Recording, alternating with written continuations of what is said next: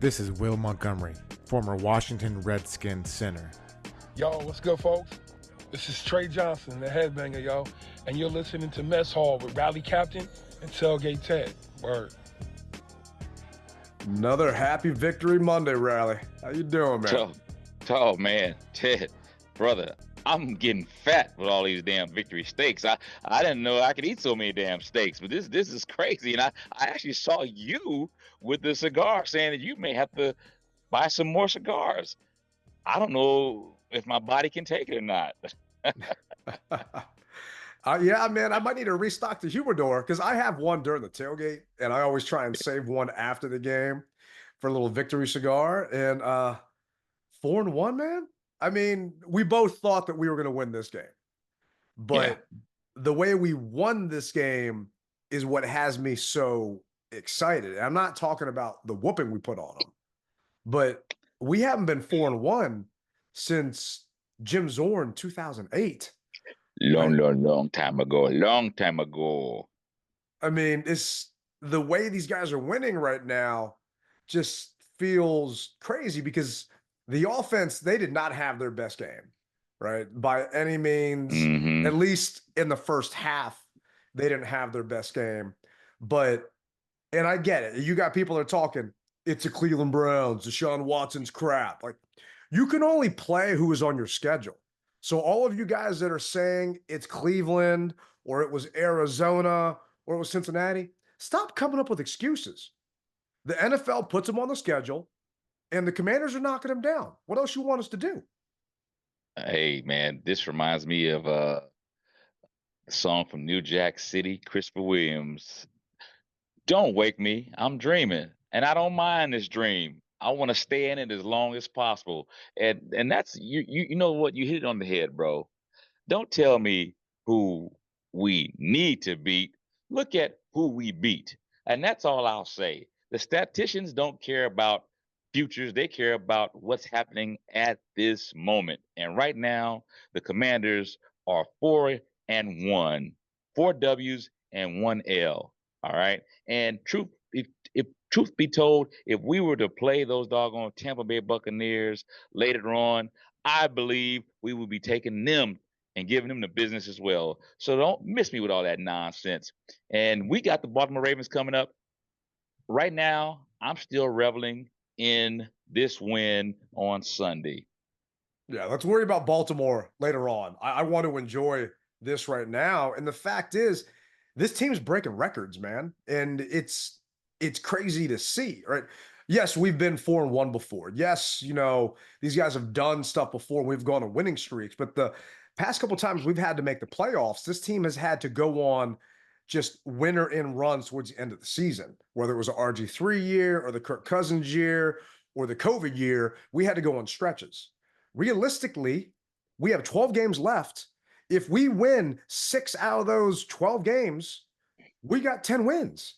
And we're most likely making the playoffs. Just being real about it, right? 6 out of 12?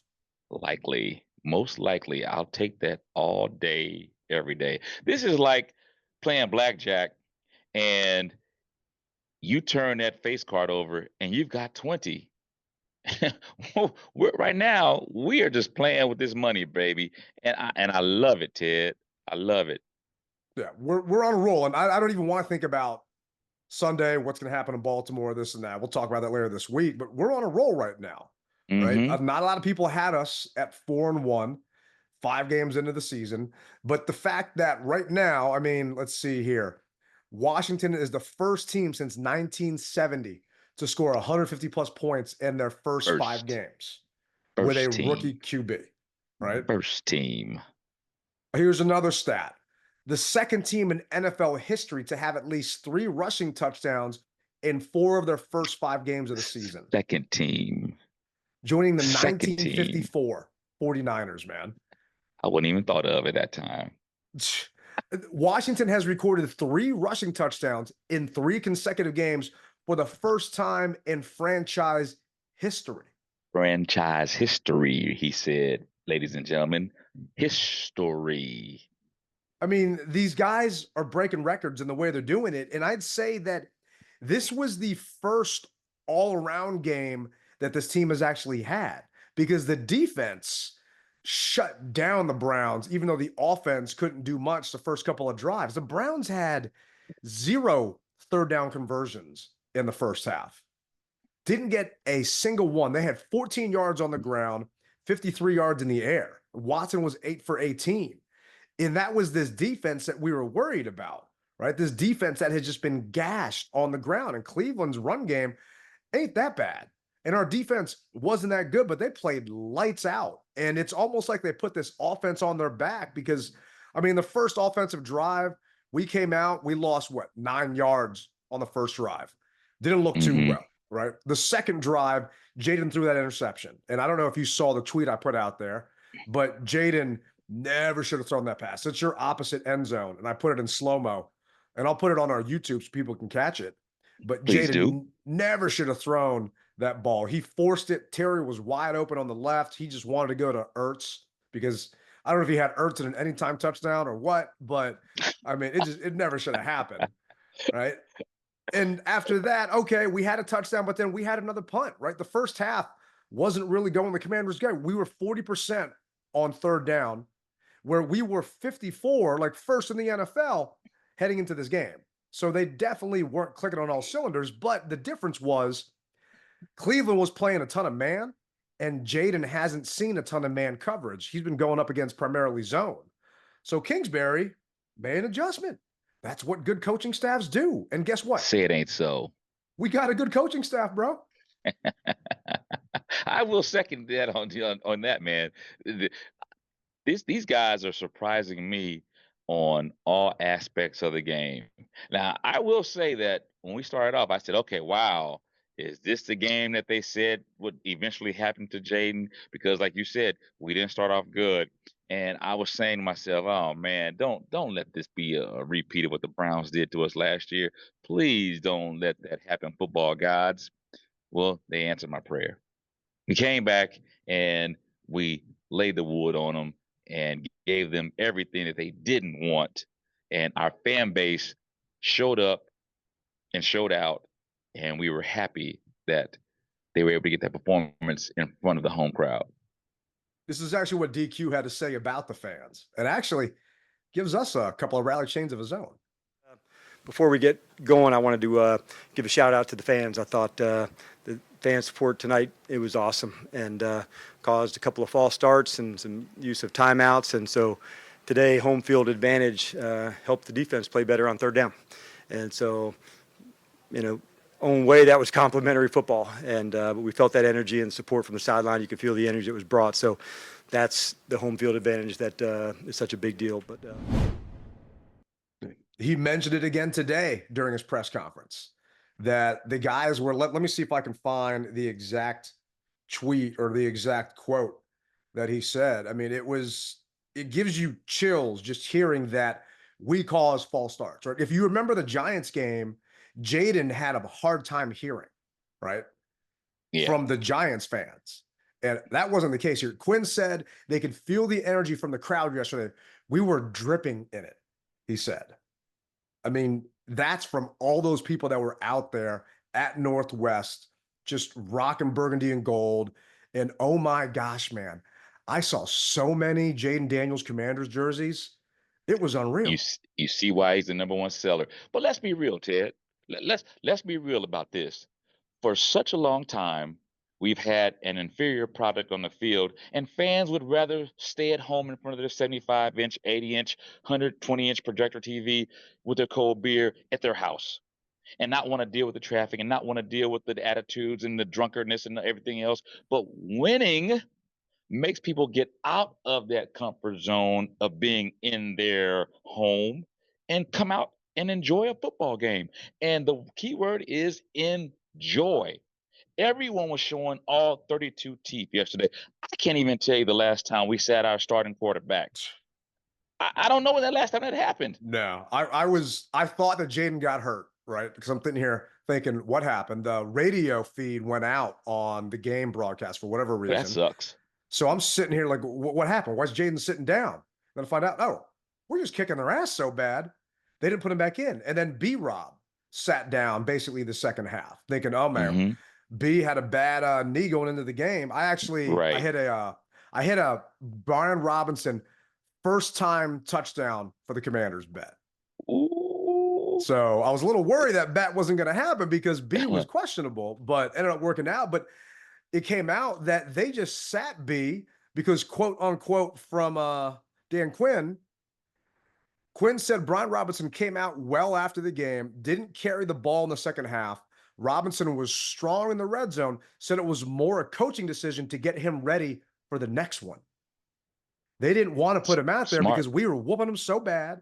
Smart. Let B sit, let Jayden sit, let all the guys sit. What also I thought was kind of odd, though, if you're letting Brian Robinson sit for the next one, Eckler's coming off a concussion, right? Wouldn't you sit that man, considering? Yeah. But dude, Well, they said, it's just his head. It's not his knee. So he can get back in there and play. I mean, you don't need your head to play football, but you need your knees. So get that guy out of here.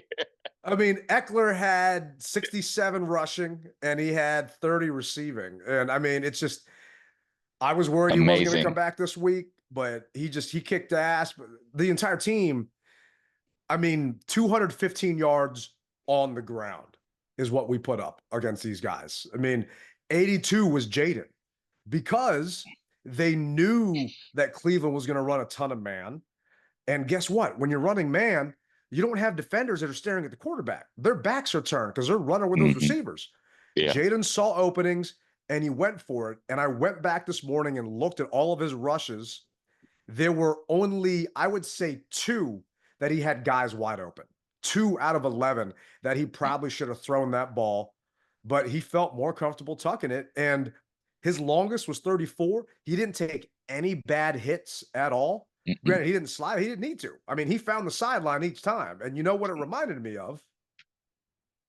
Some guy we're playing this weekend up in Baltimore. Just watching him cut through people, man. Like a knife. Yeah. Yeah, man. Well, I know we said we weren't going to talk about it, but at the same time, we've got a task, a good task at hand next week. But we're going to focus. I'm going to bring it back. I'm going to bring it back. We're not going to say the B word. We're going to keep it with the C word. And that's with them Cleveland doggone Brownies. Hey, sliced and diced those suckers. And the fact is, once again, it feels really good. And I couldn't ask for anything more. And I just want to live in this moment because it's Monday. We're allowed to live in this moment on Monday. Tuesday starts a new week. We got to get that thought process out of our mind. And I've always told you guys, and you will continue to hear me say it, when you lose, you have to have a short memory. And when you win, your memory has to be even shorter. So revel in it right now, guys. Take it all in, get all that smell, that new car smell, if you will, or new wind smell, if you will. And you got basically what? 8 hours left. You got to let it go. 7.5 hours, you got to let it go. I don't know, man. I'm going to bask in this one just a little bit longer because all right, this win is making me potentially change my plans for January, right? This was a team win that shows that if they did make the postseason, they can contend because this defense stepped up and did what they needed to do and they handled business. Well, I don't want to put the cart before the horse, but so explain to the listeners, if you will, if you are a season ticket member at Northwest Stadium with the Commanders and you want to possibly purchase playoff spots, how do you go about doing that, Ted?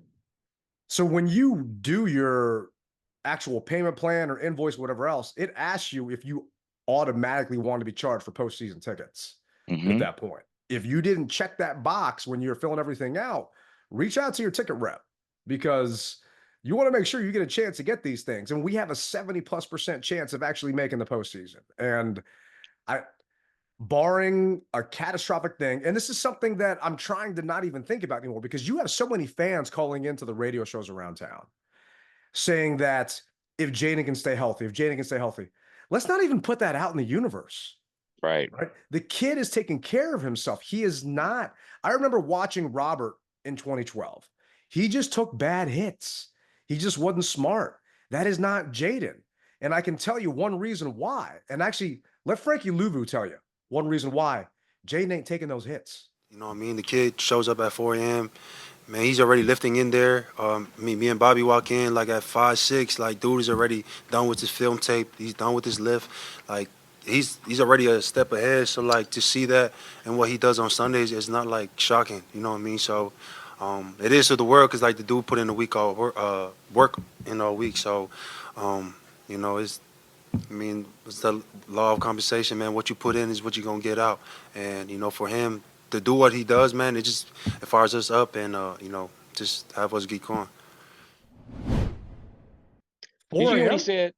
Did you hear what he said? He said because of what he does, it fires us up.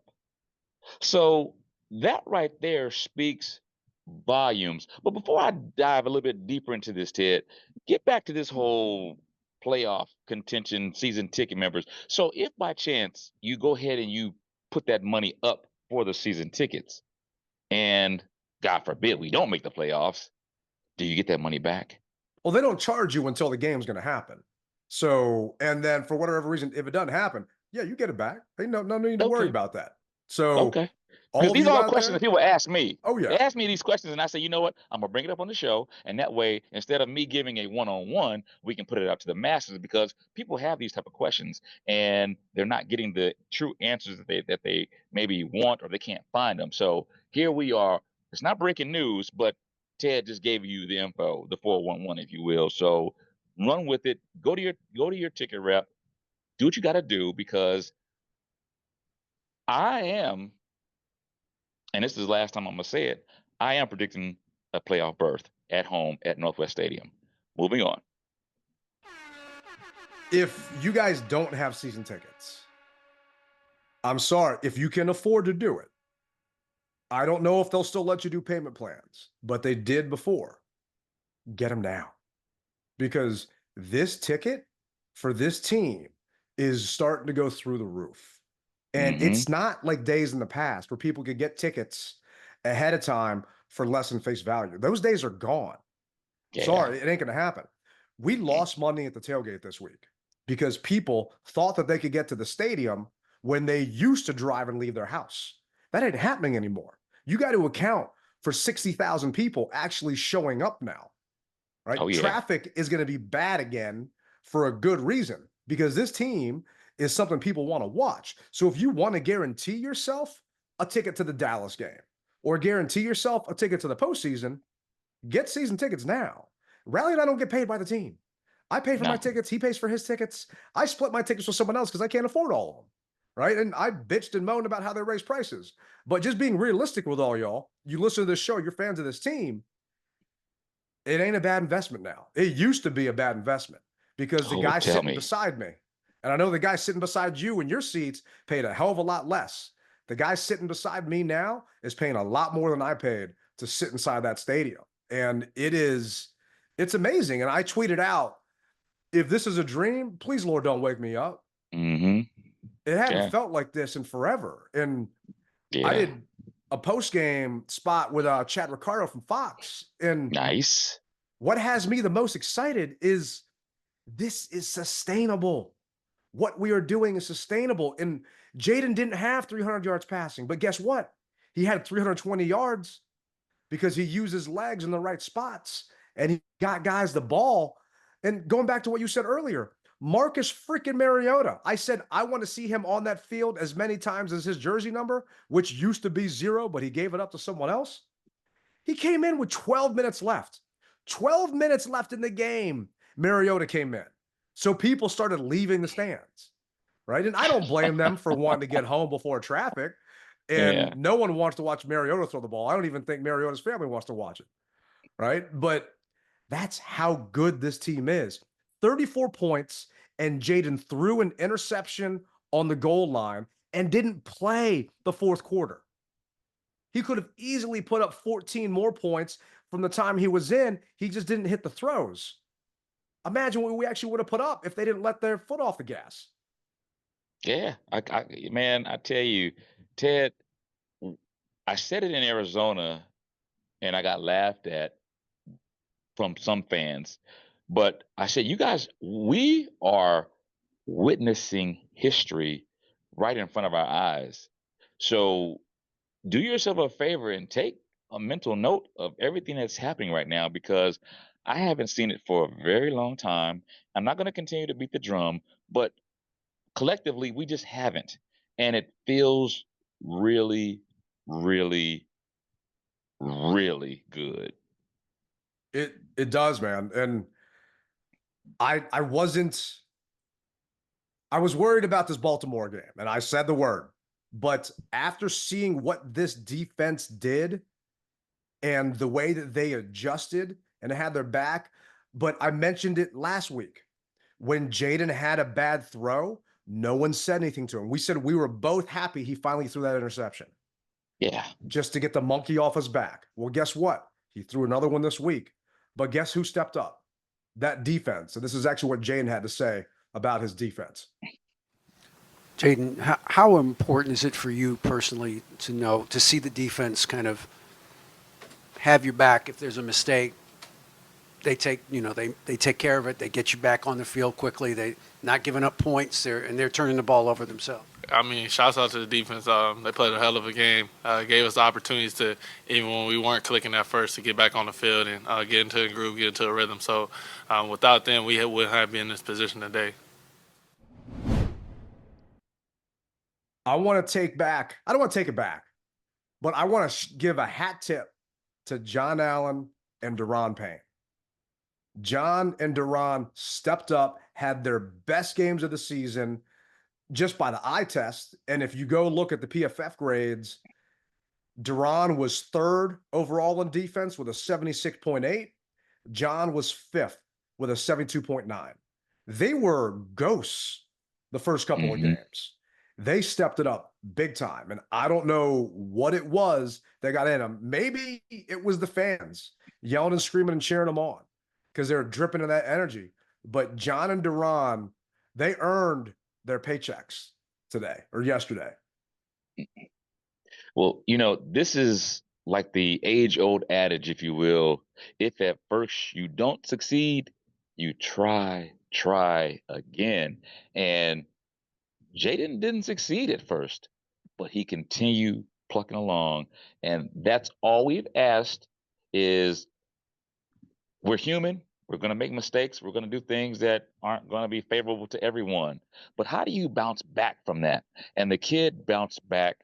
They also called a couple of different plays to get him in the game. Like you said, Kingsbury saw it, him being the QB guru, the QB whisperer, and he whispered. And Jayden took notice of those whispers, and they worked it into his game. And here we are once again on top, 4-1, NFC East, looking back at everybody like, catch us if you want to, because we're here to stay. I mean, we're obviously talking about him here. He was all over ESPN. He's all over, Fox, Sunday Night Football, Snoop Dogg. Everyone's talking about him. But guess who else is talking about him? Who? The Dallas Cowboys, right? Apparently, Micah Parsons has a podcast. It seems like we got another threat in our Check division, this out, bro. We got another threat, bro. I just can't believe it's like that boy nice. He's serious. That man, bro. He clicking over 80% completion rate, bro. That boy something else. Now he ain't win that Heisman for nothing. And look, well, Washington found the one. They found them one. But I was like, God, I knew he was a guy though. You know what I'm saying? I knew he was a guy, and he doing his thing. Yeah, bro. I always say that, bro. If you could succeed at some level in college, especially like when you've been through adversity in college the way he did, like you got a bunch of experience. Like he got a bunch of experience already coming in. Like he ain't coming in young. You feel me? Like he done seen a lot. Facts. And he come from that SEC ball. We way better than Penn State type of conference. Y'all weekend conference y'all in. He in the SEC, so he playing good ball. Okay. I hate when people start talking like this because he played in the SEC, what was it, 1 year? He transferred to LSU. Those two guys go and argue with each other. I could care less about that part. But the fact that Micah Parsons and Darius Slay are talking about Jayden, and we're not playing them for a while. during their Mm-hmm. podcast. I mean, players are noticing it. I don't know if you've seen Tom Brady talk about Jayden, the Kelsey No. brothers. I mean, it's unreal right now. And the thing is, the kid's not letting it get to him. He's at the facility at 4 a.m. putting in work. And I think JP Finley talked to Luke McCaffrey after the game and said, "Are you still getting to Ashburn with Jayden early in the morning?" Jayden's get there too early, and I'm paraphrasing.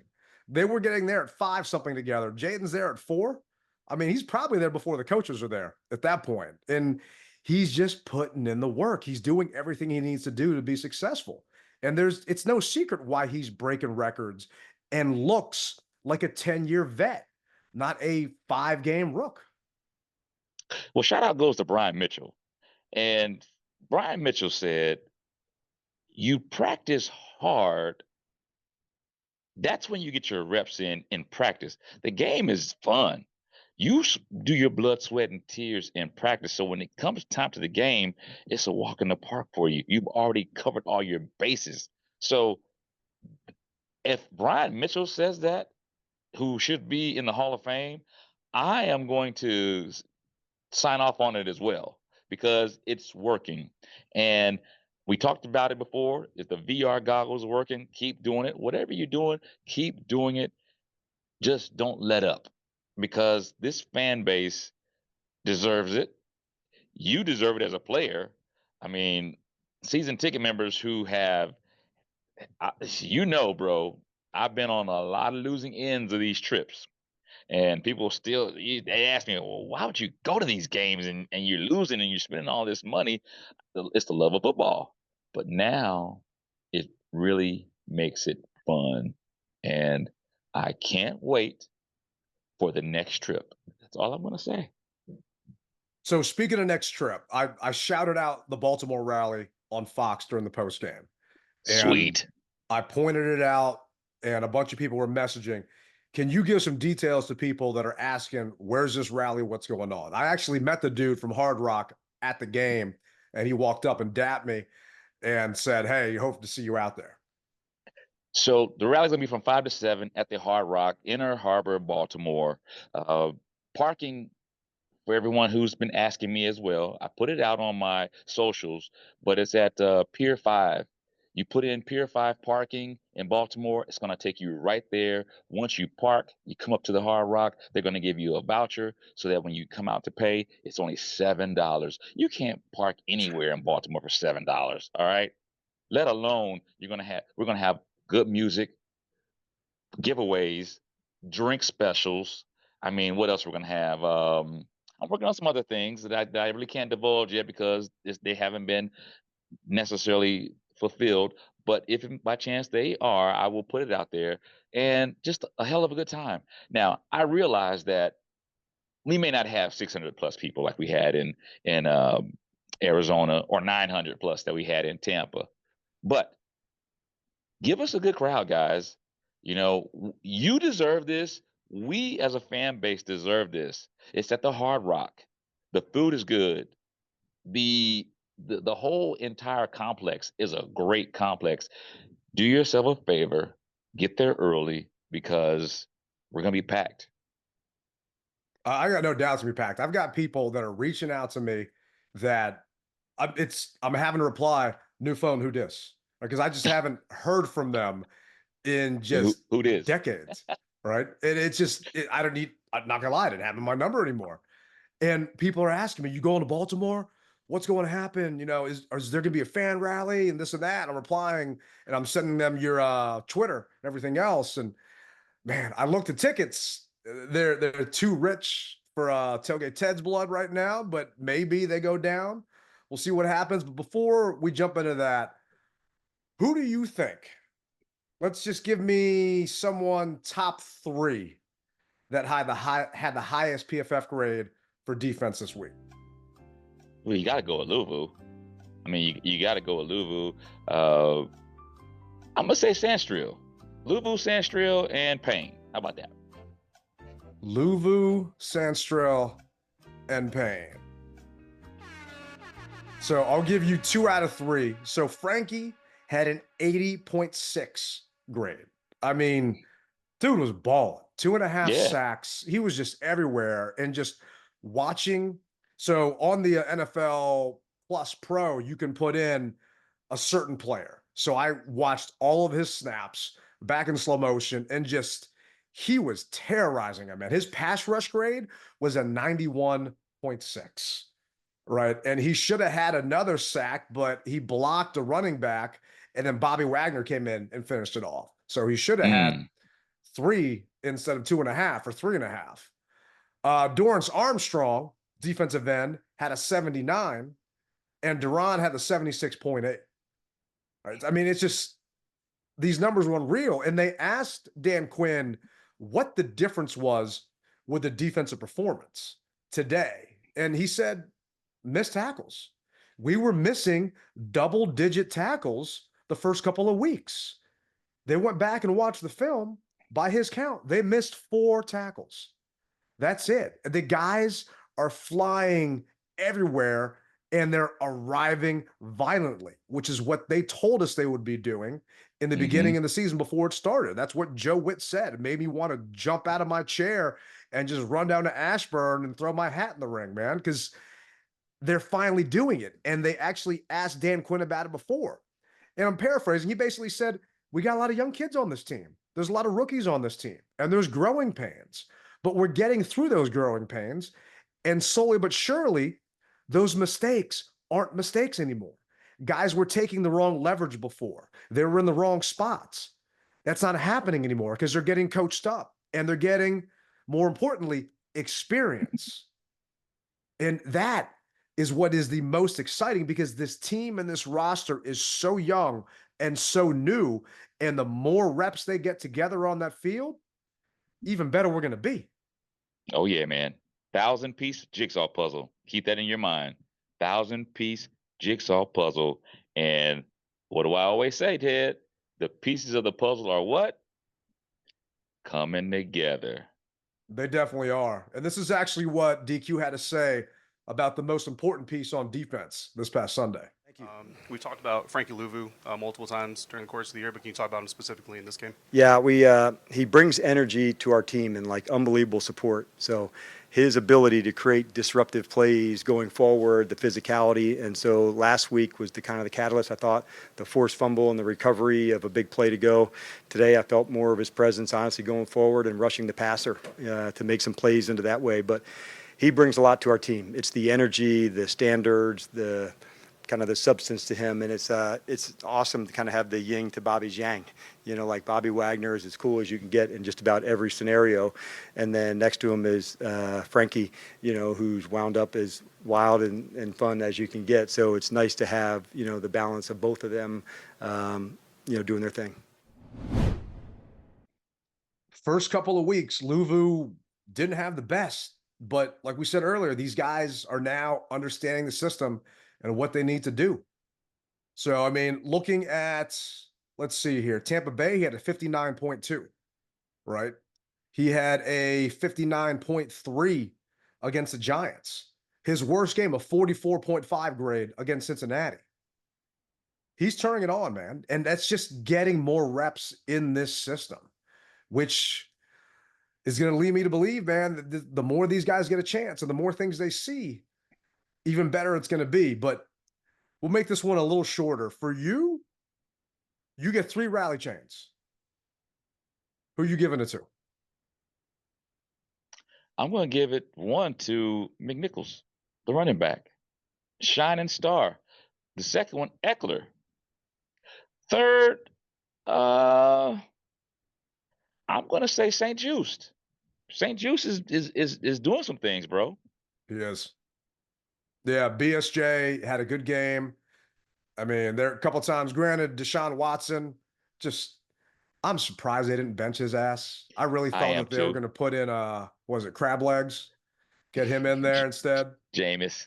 Yeah, I mean, those of you that don't know the reference, you can look it up. But I just, at one point, when BSJ would make a play and he would lift his shirt up and flex, I actually started doing that in the stands after you started making plays, man. I was just being stupid. I was just having such a good time out there. And My little brother went with one of his boys to go get a beer, and it took forever to come back. And a Browns fan came and sat in his seat. So, No. yeah. So Mrs. Tailgate's there. We're there with some friends, and it's like, you come down a little close to see this ass whooping easier. I mean, what are you doing? Because I know that ain't your seat. And he's like, well, the guy's not here. It's like, I understand he's not here. So I'm, we're going back and forth joking. Then I started asking the people around me, you guys got any Lysol wipes? I got to wipe this thing down when this guy leaves. That was the last strand. The guy just got up and left and went back. I don't know where he was because he wasn't in my section and he just got out of there at that point. But it's things like that it's football is fun again. And it's all, we're just laughing, joking, ha ha. Yeah. But this team is making it fun again. And for me, I got to give it to the offensive line. I mean, we talked about Myles Garrett being just a home wrecker, right? Did nothing this past week, right? On the stats sheet. They gave Jayden time. They gave Jayden lanes to run. More importantly, they gave this ground game space to run. So I'm going to cheat and say the entire offensive line is going to get a rally chain because I can't. Well, no, that's not true. I can single one guy out, and that's badass because he was a freaking badass. Didn't give up a hurry, a sack, nothing. And the guy has been just amazing. And we finally have a real center again, which we haven't had in a long time. In the military, we have this thing called when in charge, take charge, and badass takes charge. My apologies. Go ahead, please. Other one, Diami, right? Diami didn't bitch, didn't moan when Noah Brown came in here. He's just been patiently waiting. And next thing you know, he throws that bomb right before the end of half. I mean, we talked about in the past, Rivera just will let the clock run out. You got Quinn taking timeouts so we can still get that ball back with time on it. And I remember watching it in the game. And because I was doing halftime, I had to bring my notebook and take notes during the game. Like, Diami was wide open on this play. Jayden missed him. Then Diami took a break because he was so gassed. They went right back to it. And this is actually what Jayden had to say about that throw to Diami. Do you walk us through that touchdown to Diami? Yeah. I mean, I ran out of bounds of the play before and then kind of seen some in the defense. I seen they were playing man coverage, and I was turning back around, said, man, let's take a shot to Cliff, and he called the play and we did it. Those two guys are like freaking, I don't know, Bert and Ernie, man. I mean, Cliff and Jayden, dude, those guys, they're on the same page. They know what needs to be done. And first time going up against a truly man defense, they adjusted and did what they needed to do. And a lot of fans are saying, oh, Jayden wasn't that accurate. That's just what happens, right? But those deep shots, those one-on-ones are there. My last one, it's got to go to Jayden. I mean, he didn't have his best game, but he made the throws he needed to throw. That bomb to Terry on 3rd and 13, he had room to run, right? And I put this play up on my Twitter too. I'll put it on the YouTube. There's a clear blitzer coming right through. B-Rob picks one guy up. There's another guy coming right at him. Jayden simply slides to the right. So the guy that's rushing runs into the guy that B-Rob's already blocking. So B is taking on two guys at that point. He had plenty of room in front of him to run. Terry's waving his hands in the air, just chucks it. Absolutely beautiful pass. One more yard deeper, Terry would have ran in the end zone right there. But it was just so pretty and just so many times. And the kid didn't sit there with his head down after a freaking interception. I mean, you saw some people that went back and they're watching on TV. You have freaking Deshaun Watson walking off the field with his head down during the game. Just the body language. Yeah, we talked about that. Yeah. You don't have that from this kid, man. And it's amazing, man. And I think this team can. I think the whole team, when mistakes happen, you don't see them put their head down. Hey, it's like, we're back to business. Whereas we saw, like you said, from the Brownies, man, they look dejected, bro. They look really bad. And one of the things that you brought up about Dan Quinn and these taking advantage of the time that he has, I call it the PP, where possessions are precious. And he Oh, yeah. realized that. He realizes that. So more possessions means you have more opportunities to go down the field before half and score, because the last thing you want is, as you said, Rivera not taking advantage of it and then coming out flat at the half.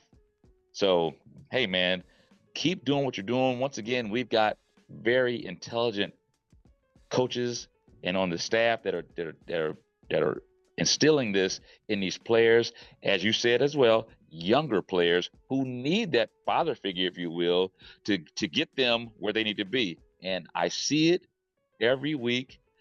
Obviously, we can't go to practice and see it, but during the games, we see old dad putting that arm around them and coaching them up the way that we're supposed to be doing it. And man, it feels really good. And like you said, you're gonna revel in it. I've got basically 7 hours, bro, and I'm done with it. Gotta let it go. Moving on. I hear you, man. I hear you. And I don't know. I want to enjoy this one a little bit longer because we got a tough one ahead of us coming up this week. And we'll talk about that later on. But right now, man, this team is for real. And it feels amazing, dude. It really does. Yeah. And it's a long time coming. And hat tip to all you fans that have been holding out with Rally and me this entire time, because you guys deserve all of this. I get people that are messaging me. I know they've been hitting you up like, oh man, Rally's happy for us. I'm happy for all of you that have actually stuck through this team this entire time. Yeah. We collectively deserve this. And I also said back in the day, you know, the NFL winning teams, they're like the tide. The tide comes in and it goes out. And we've seen a lot of these teams that were winners, that tide has gone out. And the teams that were losers is coming back in and they're starting to win, i.e. the Washington Commanders. And why not Washington, man? I mean, seriously, why not us at 4-1 right now? Yeah. Why not us? I mean, right now, the only team that's got a better record is the Vikings at 5-0. They don't scare me, right? The Falcons are 3-2. Guess what? We play them this year. The Seahawks are 3-2 and just lost to the Giants and screwed me on a parlay. Right? I'm still bitter about that one, but it's what it is. So why not Washington, man? We can do this, especially if this defense is really stepping up and can do this 3 games in a row. Our fingers and toes and legs and arms and eyes even across. Let's get it done, man. Let's get it done. I hear the music playing in the background, which lets me know that we're bringing another show to a close. Thank you guys for riding with us. And we've told you, hit the like, subscribe, share, all that good stuff. It only helps all of us. Remember, you rep it hard. You don't rep it at all. Rally Captain, Tailgate Ted on a Victory Monday, baby. We're out.